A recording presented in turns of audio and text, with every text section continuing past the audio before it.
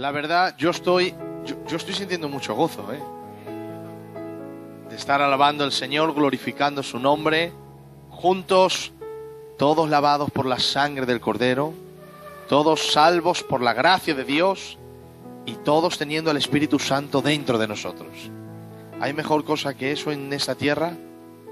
No la hay, ni en esta ni en la otra. El Espíritu Santo es el Señor.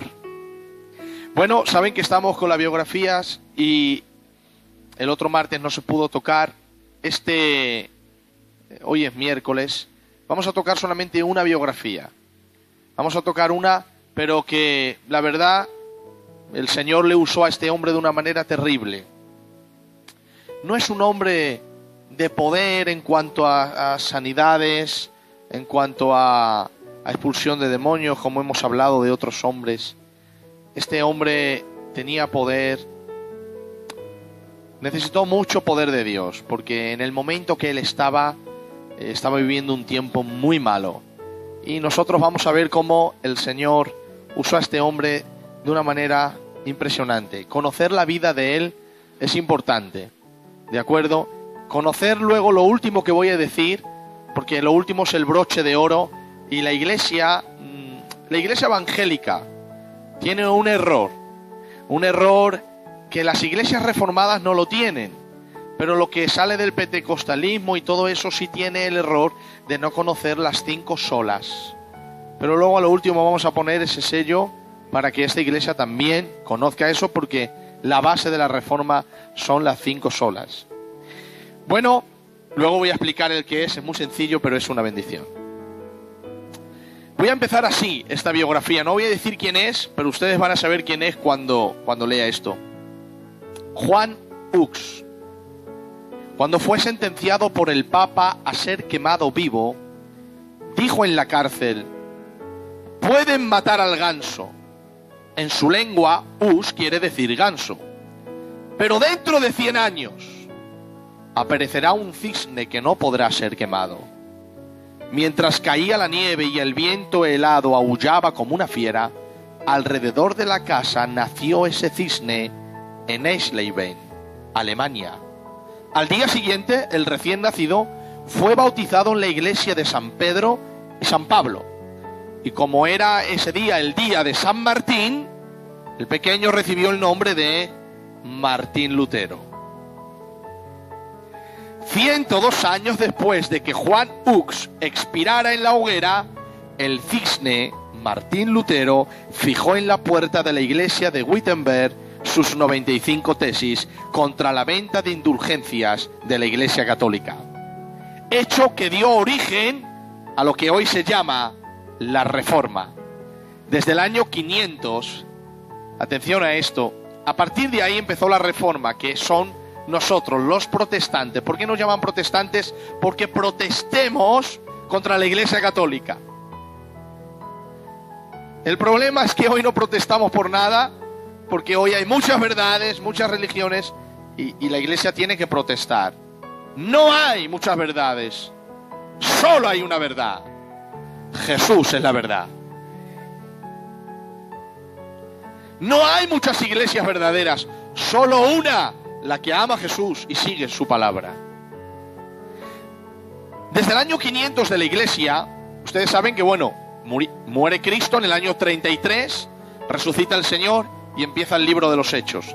El libro de los Hechos, del capítulo 1 al capítulo 27, creo que dura 38 años, entre 35 y 40 años. Eso es lo que dura la biografía del libro de los Hechos. La historia dice que después de que Cristo murió, 100 años después, todo el mundo había escuchado el Evangelio.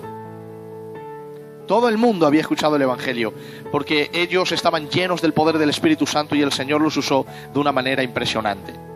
Bueno, luego ya saben que entró en el año 300, se convirtió Constantino, que era un emperador, vio en una visión una cruz y que el Señor le dijo: la victoria está en la cruz. Y bueno, él se convirtió al cristianismo. Y lo que hizo es un sincretismo entre lo que había con Roma y la Iglesia Católica. Empezó a cambiar los días. Por ejemplo, el día del sol que se adoraba el domingo, pues empezó a dárselo al Señor.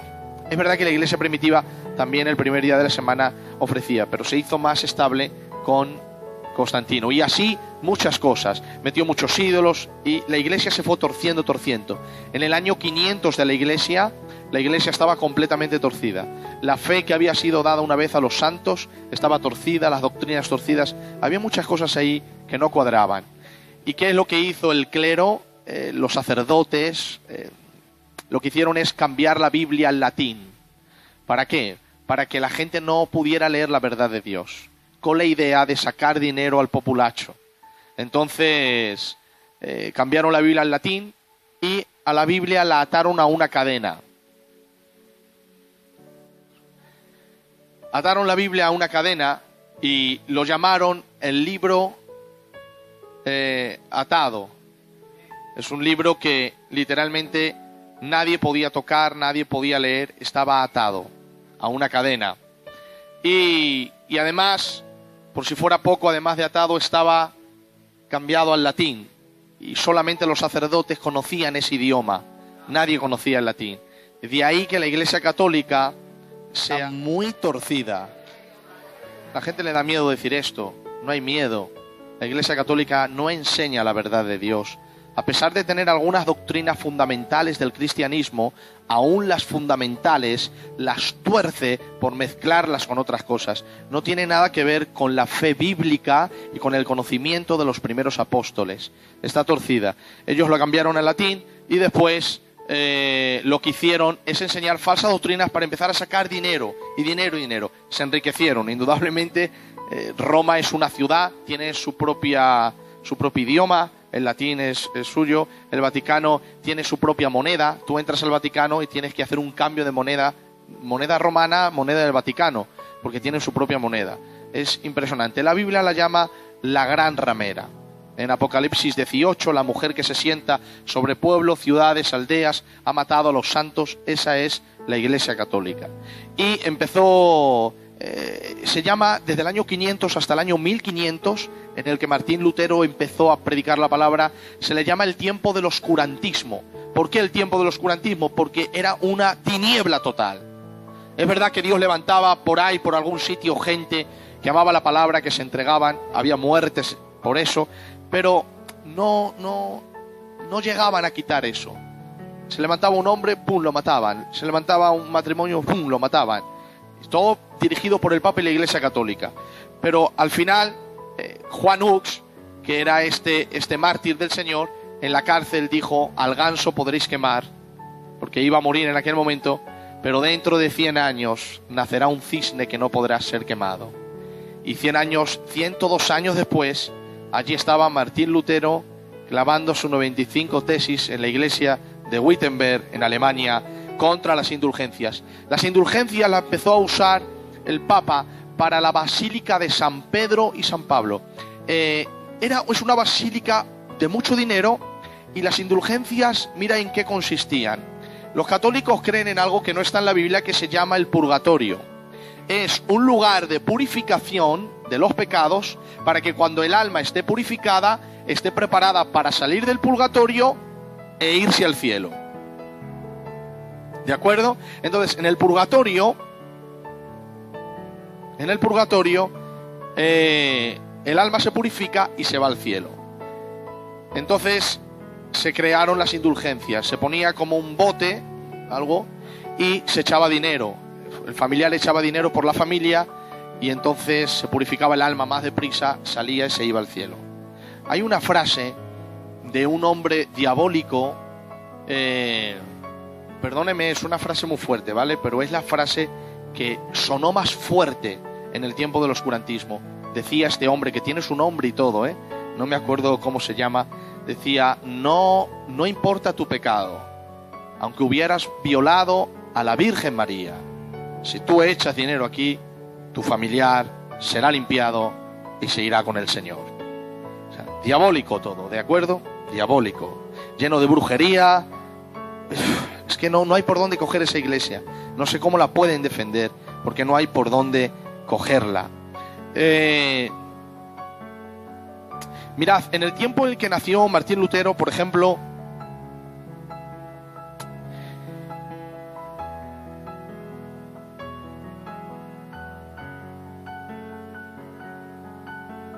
En el tiempo del oscurantismo se levantó gente amando a Dios y su palabra. Se calcula que 1 millón de albigenses murieron en Francia. 1 millón, estamos hablando de 1 millón de personas, murieron en Francia en cumplimiento de una orden del Papa. Y él decía: matar a esos herejes. Esos herejes son los que amaban la palabra de Dios. Y que fueran fuertemente tratados, cruelmente exterminados. Cliff se le llama la estrella del alba de la Reforma. Había traducido la Biblia a la lengua inglesa. Juan Hus, discípulo de Cliff, murió en la hoguera en Bohemia, suplicando al Señor que perdonase a sus perseguidores. Jerónimo de Praga, compañero de Hus y un erudito en la palabra, sufrió el mismo suplicio cantando himnos al Señor en las llamas hasta que exhaló su último espíritu. Juan Wessel, un notable predicador de Erfurt, fue encarcelado por enseñar que la salvación es por gracia.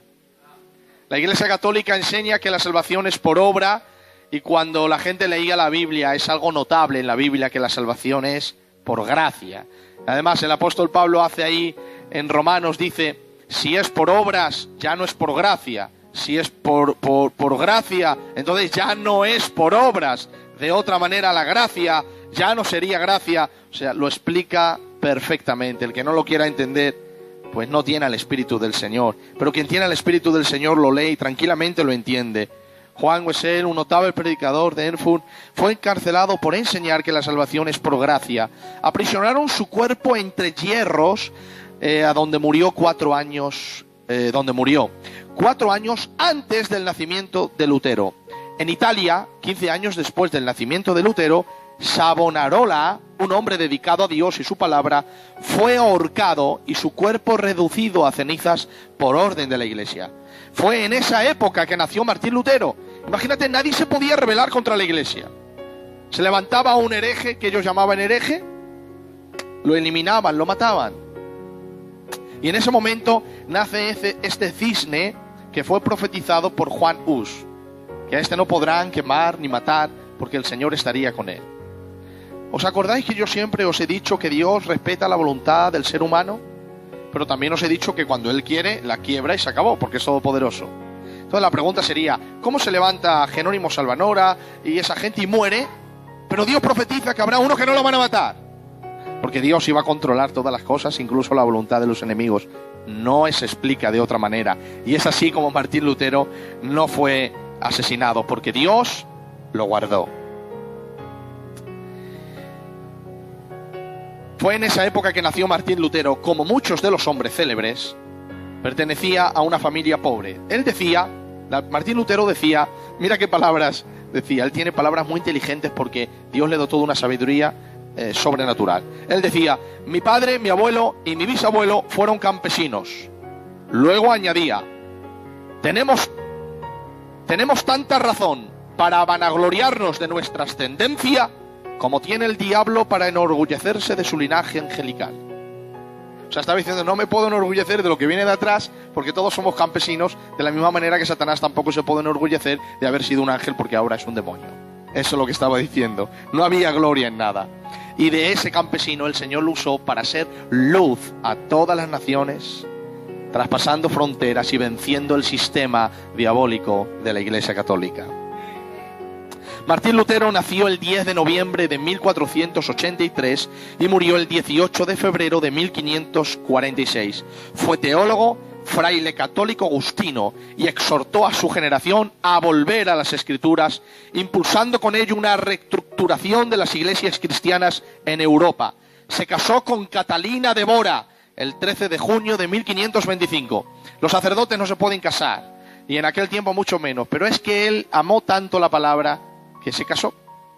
Eso fue un golpe tremendo, porque Martín Lutero se hizo más famoso que el Papa.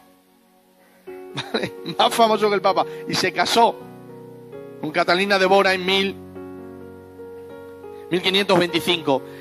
La Biblia sí enseña que el pastor, el sacerdote, se puede casar.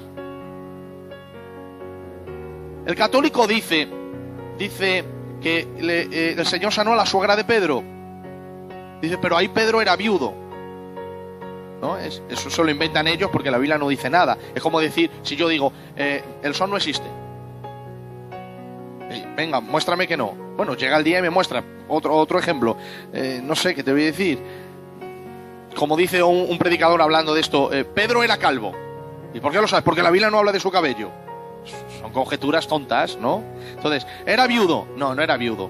El apóstol Pablo en 1 Corintios 9 dice: ¿acaso no podemos tener nosotros una hermana como esposa, como tienen los demás apóstoles, los hermanos del Señor y Cefas? Cefas es Pedro. Estaba casado y tenía mujer. Además, en los requisitos pastorales, la Biblia dice que sea sobrio, no dado al vino, no pendenciero, marido de una sola mujer, que gobierne bien su casa y sus hijos. Puede tener casa, hijos y mujer. Él lo vio y cumplió la orden del Señor. Es que todo lo tuercen esta iglesia, la iglesia católica, pero la verdad de Dios está escrita en su palabra. Así inició un movimiento de apoyo al matrimonio sacerdotal.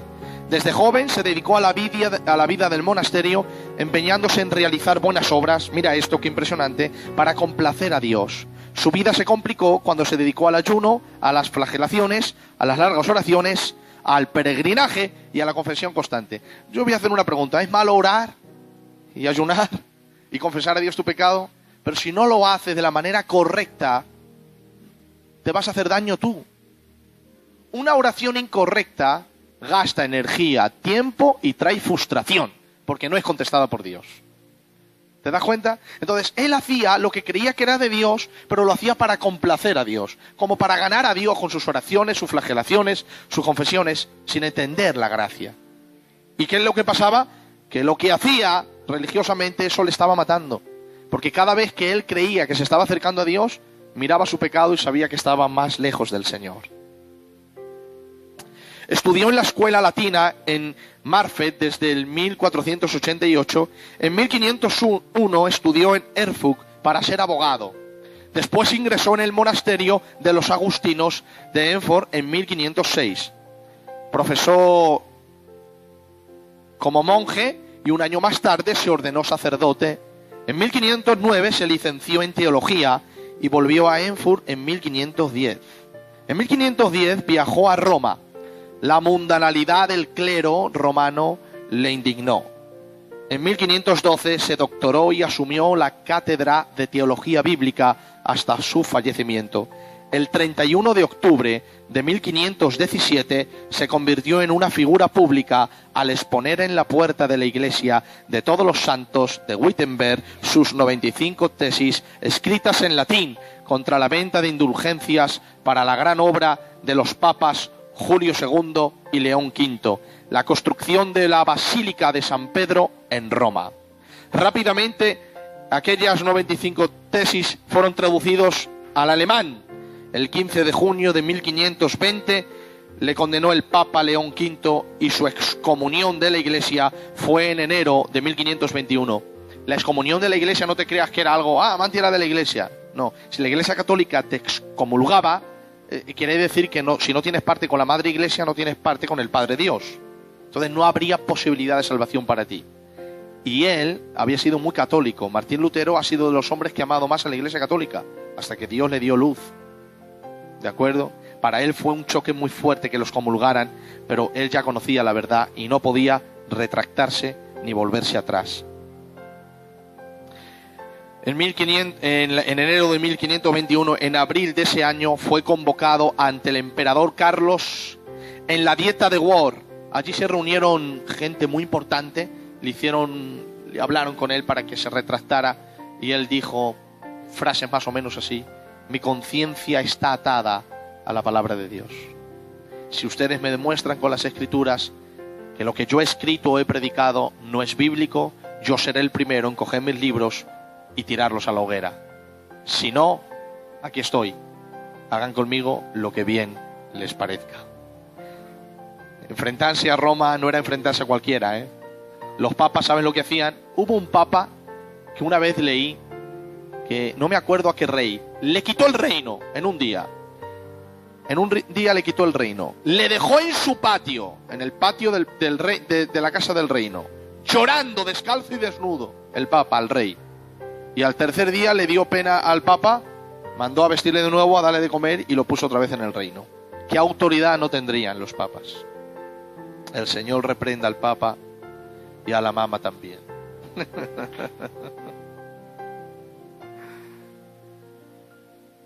En la dieta de Gore se le pedía que se retractase ante las autoridades seculares y eclesiásticas. Se negó, asegurando que para hacerlo tendrían que convencerle con las escrituras y la razón. El emperador lo condenó, pero Federico el Sabio lo recluyó en su castillo, donde emprendió su traducción del Nuevo Testamento del original griego al alemán, porque él sabía griego desde muy pequeño.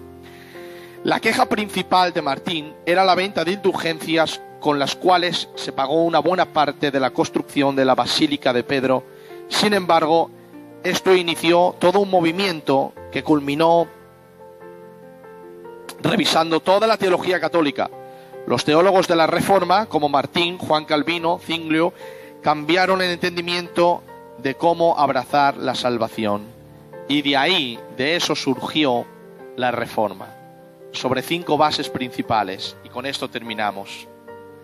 De ahí surgieron las 5 solas.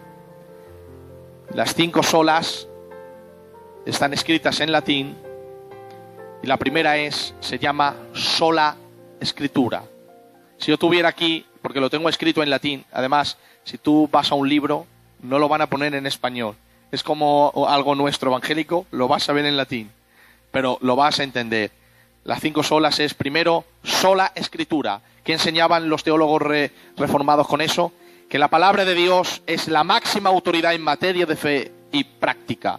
Por lo tanto, nada que contradiga la revelación de Dios puede regular la vida del creyente. Ni sistemas de hombres, ni tradiciones católicas, ni lo que diga el Papa, porque el Papa es la máxima autoridad. Si la Biblia dice una cosa y el Papa otra, se acabó. La Biblia no tiene nada que hacer. Por eso, sola escritura, la palabra de Dios es la máxima autoridad. Gálatas 1, del 6 al 10, segunda de Timoteo 3, 16, segunda de Pedro 1, 3.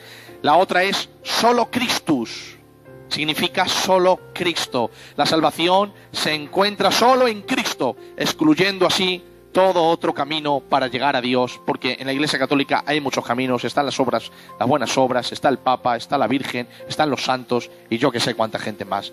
Pero la Biblia solamente dice en Hechos 4:12 que no hay nombre bajo del cielo dado a los hombres en el que podamos ser salvos. La tercera de las 5 solas es solo gratia, que es solo gracia. Como ellos enseñaban la salvación por obras, por los reformadores enseñaron la salvación por la sola gracia de Dios, sin obras de la ley.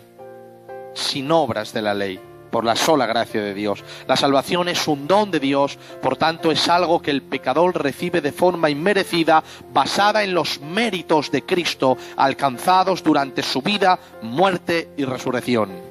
Efesios 2:8. Sola fide. Sola fide es sola fe. La salvación solo puede ser recibida cuando ponemos nuestra fe en aquel que murió por nosotros, excluyendo la posibilidad de que nuestras obras puedan contribuir a la salvación. No hay posibilidad, solamente es la fe en el solo Cristo. Chimpún. Efesios 2, del 8 al 9 y Romanos 3, 28. Y claro, si date cuenta, la salvación es solo la Escritura, solo Cristo, solo la gracia y solo la fe, que la fe no es obra de hombre, es confiar en aquel que obró por mí. La fe es decir, yo no tengo méritos, yo estoy en demérito, necesito el mérito de otro, por lo tanto la fe no es obrar, es creer en aquel que justifica al impío, a Dios, que a través de su Hijo justifica al pecador. Entonces, si solo es la palabra, solo es Cristo, solo gratia, solo fide, solo la fe, el quinto de las 5 solas es soli Deo gloria, que significa en latín solo a Dios la gloria. El propósito de la salvación que recibimos es glorificar a Dios y poder manifestar las excelencias o virtudes de su carácter. Efesios 1:4 al 6, primera de Pedro 2:9, que dice que Él nos llamó por su gloria para anunciar las virtudes de aquel que nos llamó de las tinieblas a su luz admirable. Somos linaje escogido, real sacerdocio, nación santa, pueblo adquirido. La palabra adquirida es comprar, pueblo comprado por Dios. ¿Cómo comprado? ¿Por nuestras obras? No, por la sangre de su Hijo Jesucristo, para anunciar las virtudes de aquel que nos llamó de las tinieblas a su luz admirable. Esto fue un poquito la vida de Martín Lutero, la Reforma y esta luz extraordinaria que se extendió y que nunca se apagará, porque detrás de ella está el sol de justicia respaldando la verdad de la palabra de Dios. Dale un aplauso al Señor por lo que ha hecho. ¡Aleluya! Gracias, Señor. Gracias. Te damos gracias, Padre, en esta bella tarde, por permitirnos dar un poquito de la historia de tu siervo y de lo que tú has hecho, Señor, en la Reforma. Gracias por mostrarnos en estos momentos todos estos años de historia y cómo tú te has movido para traer tu palabra, tu verdad. Te damos gracias por este tiempo de gracia que estamos viviendo, porque tu presencia está con nosotros. Gracias en el nombre de Jesús. Amén.